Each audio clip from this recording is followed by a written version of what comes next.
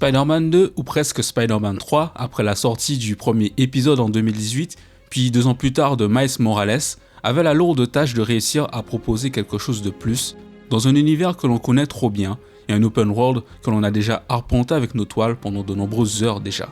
C'est ainsi qu'un Venom entre en scène, par son aura de vilain drôle, et transformant notre homme araignée préféré dans le lore de l'univers Spider-Man.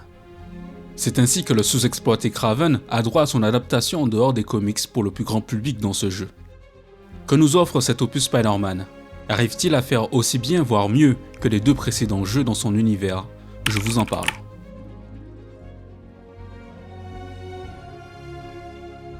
La communication du gameplay du jeu nous a montré d'entrée de jeu les Web Wings comme nouveau moyen de traverser la ville de New York, en plus du balancement de toile en toile.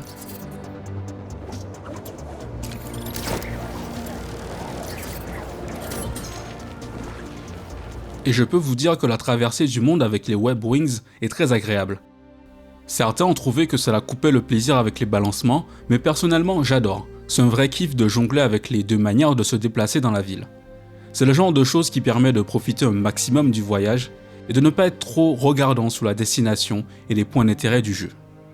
En plus, la ville de New York est vraiment très bien faite et avec la profondeur visuelle, c'est du pur spectacle de se lancer avec les ailes dans New York, voire même au-dessus pour les courants d'air verticaux. Mais malgré tout, alors que pendant le jeu j'adorais ces moments de vitesse puis de contemplation une fois propulsé en hauteur à la fin d'un tunnel de courant d'air, une fois le jeu terminé, j'ai du mal à le mettre comme un point particulièrement fort. Il est là, il existe, mais vous pouviez presque totalement l'ignorer si vous le souhaitez. Certaines activités secondaires vont vous obliger à les utiliser, et certains événements du scénario aussi, mais je me demande si le fait qu'on nous dise « bon, tu as ça maintenant », sans savoir pourquoi ni comment, et quand nos héros s'en sont dotés, propulse sans doute l'implication et l'immersion au second plan. Il était réclamé, mais le switch entre Miles et Peter est assez décevant pour moi, car il ne se produit pas pendant les combats par exemple, hors ceux scriptés par le jeu et le scénario évidemment. C'était peut-être une attente vaine de ma part. Juste passer dans l'open world de l'un à l'autre est sympa, mais on ne sent jamais que c'est un atout pour le jeu. De plus, peu importe où vous vous trouvez, le Spider-Man que vous voulez contrôler va prendre la place de l'autre au même point plutôt que de traverser la ville là où vous l'avez laissé dans le pire des cas.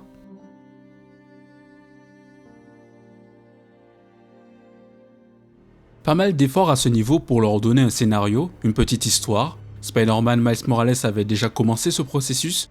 Ce Spider-Man 2 va juste un peu plus loin, sans non plus donner une profondeur extraordinaire. Même en tant que fan de ce super-héros, je peux entendre et comprendre les critiques à ce niveau. L'avantage que j'ai trouvé, c'est qu'elles peuvent être un peu plus intéressantes que dans les précédents jeux, hormis quand on joue les botanistes avec Peter.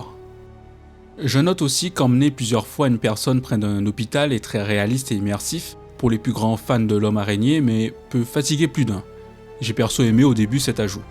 Sinon, on a toujours des camps d'ennemis à nettoyer, mais avec des éléments narratifs un peu plus engageants à découvrir en les faisant.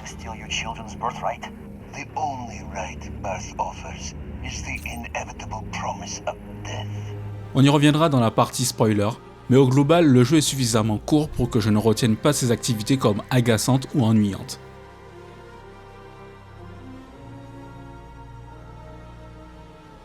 Au niveau des combats, le jeu prend son temps pour vous filer différentes attaques, ou du moins il vaudrait presque mieux pas mal avancer dans l'histoire et ne pas faire trop d'activités annexes. Les changements m'ont un peu désarçonné au début, mais on finit par s'y faire. In fine, je trouve même que cela m'a donné un peu plus de challenge, alors que dans les précédents jeux, on était trop vite trop fort sans doute. Malgré tout, les ennemis humains offrent très peu de diversité dans les patterns ou dans leur chara-design. Il y a globalement juste du changement esthétique, mais toujours des brutes, des flingues, etc. Ok, on peut parer les attaques une fois le Spidey Sense virant au rouge, et il faut impérativement parer les attaques passant du jaune au rouge, mais bon, dans le bordel général, on finit par ne rien voir venir ou vite finir englouti par le nombre d'ennemis. Une chose assez cool, c'est de combattre le crime de temps en temps avec l'autre Spider-Man ou d'autres personnes de l'aventure avec qui on va être amené à collaborer en fonction de l'avancement dans l'histoire principale ou des activités secondaires. C'est immersif pour la synergie entre Peter et Miles plutôt que d'avoir l'impression que l'un existe et l'autre non. En plus, à la fin des combats, il est possible de se faire un check ou autre animation prévue par Insomniac. Par contre, c'est assez souvent le bordel parce que vous attaquez le même ennemi, ou juste parce qu'il y en a tellement pour sans doute éviter que les affrontements soient trop rapides que cela génère des situations peu lisibles en combat. Insomniac nous a habitués avec les passages où l'on joue des personnages autres que Spider-Man dans des séquences d'infiltration. Mais les séquences avec MJ sont plus intéressantes bien que toujours faciles. J'ai souvent choisi l'approche brutale donnant un peu plus d'intérêt à ces moments et aussi plus de réalisme sur l'état de stress et d'adrénaline qu'elle peut ressentir. Est-ce que l'on préfère ne pas avoir ces séquences ? Je pense qu'on est tous d'accord là-dessus, mais quitte à ce qu'elles soient là, autant les rendre aussi agréables que possible niveau gameplay. Et pour le coup, on est sur un personnage plus utile que dans le premier jeu.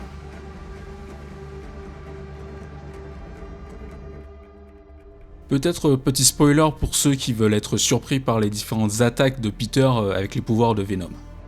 Je pense comprendre ainsi pourquoi les combats et les adversaires sont devenus plus rudes pour nos Spider-Man. Ils ont voulu, je pense, donner cette impression de puissance accrue par ce biais, et pour le coup, ça a plutôt bien marché sur moi. J'abuse des pouvoirs de Venom et je kiffe écrabouiller tous les ennemis.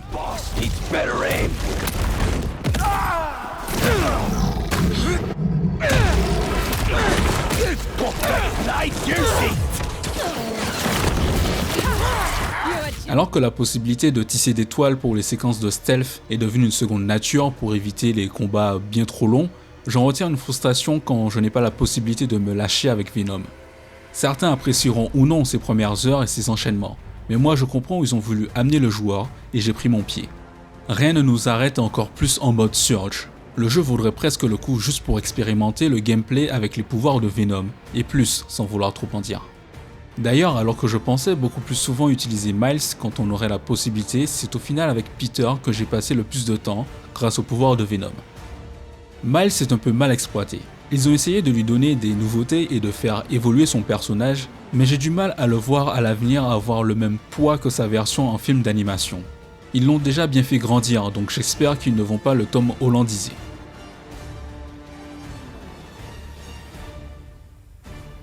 Paradoxalement, j'ai l'habitude de bien plus apprécier les suites au premier opus de bien des licences. Mais ce Spider-Man 2 est en retrait dans des sujets plus forts que le premier avait su nous donner. A mon avis, il est bien plus un jeu de super-héros popcorn. Il faudrait que j'arrive à l'expliquer, mais d'une certaine manière, j'ai plus l'impression de vivre manette en main ces films et moments épiques des Spider-Man de Sam Raimi par exemple, qui ont bercé mon enfance, où tout est presque parfait et finit bien. Alors que pour Spider-Man 2018 et Miles Morales, je ne retiens pas forcément cela en premier. J'y vois quand même une bonne idée que ce soit un jeu un peu plus popcorn que ses deux prédécesseurs, qui ont joué leur rôle d'origin story entre guillemets. Le jeu fait peut-être un peu du fanservice avec des caméos, mais je pense qu'il plante aussi quelques éléments pour avoir soit d'autres stand-alone dans l'univers Marvel Spider-Man, soit des DLC à venir pour cet opus. Bonne ou mauvaise chose, je détaillerai un peu plus dans la partie spoiler. Le rythme du jeu et son histoire sont au début assez lents et vraiment longs à prendre une autre dimension. Est-ce que la communication du jeu a trop montré de choses qui fait que l'arrivée de Venom est limite très tardive pour moi ? Peut-être. Mais une chose est sûre, vous ne serez pas déçu du sentiment de puissance avec les pouvoirs du symbiote. La DualSense et le sound design font un très bon travail d'immersion et d'accentuation de la puissance du symbiotique. S'il y a un défaut, voire une gêne que j'ai eue durant ma partie, c'est le côté assez robotique et rigide des personnages dans leur animation par moment. Peter semble parfois marcher un peu bizarrement, un peu sur ressort comme Paul Pogba par exemple. J'ai eu l'impression d'un corps déconnecté du reste, pas en harmonie avec l'ensemble pour lui particulièrement. Les autres, j'ai trouvé MJ convaincante, Miles solide même s'il souffre pour moi de la comparaison avec le Miles des films d'animation. Harry Osborn est malheureusement oubliable à bien des égards. Peut-être même l'histoire en elle-même de ce Spider-Man 2 est assez peu marquante, mais en regardant de plus près dans la partie spoiler, on verra qu'elle met en place l'avenir de la licence jeu vidéo de Spider-Man. En dernier point, il y a aussi sans doute le style Insomniac ou le choix d'une couche jeu vidéo qui rend les visages très voire trop plastiques, alors que des Horizon ou God of War ont réussi pour moi à faire disparaître cela dans leurs suites respectives. Ce n'est pas très grave, mais j'y repense tant je les ai trouvés en retrait par rapport à leurs collègues des autres studios PlayStation.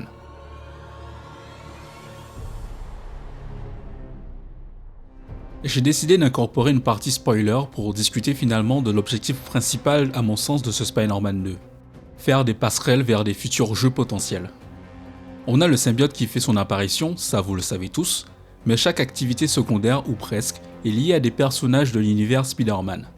Les cultistes avec Yuri nous emmènent vers la confirmation qu'il y a plusieurs symbiotes sur Terre, et en particulier la confirmation que Carnage existe et va apparaître prochainement.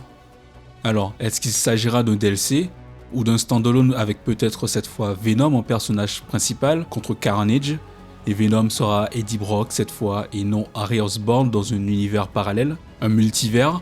Je ne sais pas, mais l'apparition de Delilah dans le style des films animation qui mentionne le nom de Miguel via un portail entre univers ne correspond pas pour moi à un simple caméo, mais plus une carotte pour voir si les joueurs aimeraient aller dans cette direction. Personnellement, j'adorerais pouvoir incarner les autres personnages de la meilleure adaptation comics Marvel de l'histoire. Après, peut-être que je me trompe complètement et qu'on est dans du fanservice.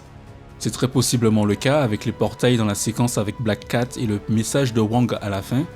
Du mal à imaginer un jeu Black Cat, même si Insomniac en fait un personnage particulièrement charismatique, conflictuel et attachant.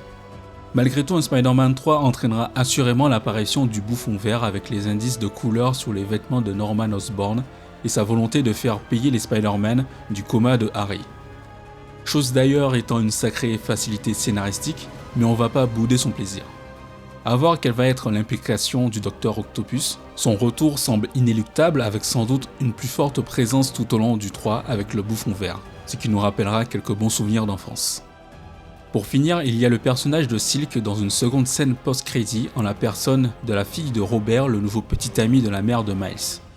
Là encore, de la place pour que Spider-Man 3 en fasse son introduction, puis un jeu standalone comme pour Miles pourrait être une idée je trouve. Ultimement, je pense que le jeu aurait pu prendre plus de risques en tuant réellement Peter dans la séquence où il obtient le symbiote. Venom et Harry auraient ainsi pris plus de place et d'importance dans le jeu et cela aurait pu enrichir l'histoire de ce Spider-Man 2 où Miles devient le seul Spider-Man plutôt que Peter prenant pour le 3 de nouveaux congés sabbatiques.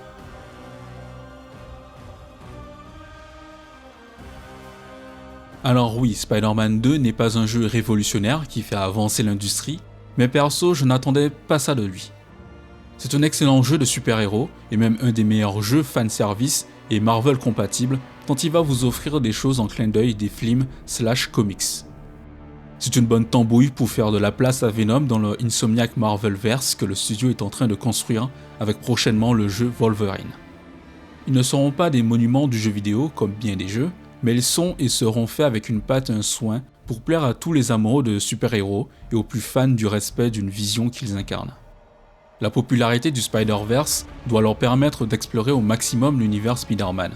On sent que ça les inspire, mais attention à ne pas faire quelque chose de brouillon et négligeant le développement à la fois des héros et à la fois des humains derrière le masque.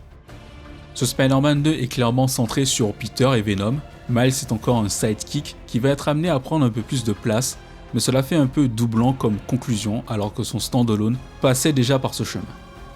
C'est difficile de me prononcer in fine sur ce jeu. Il est bon, très bon même, mais il n'impressionne pas et c'est en ce sens que je peux comprendre les critiques sur ses nombreuses nominations et son absence de récompense aux Video Game Awards.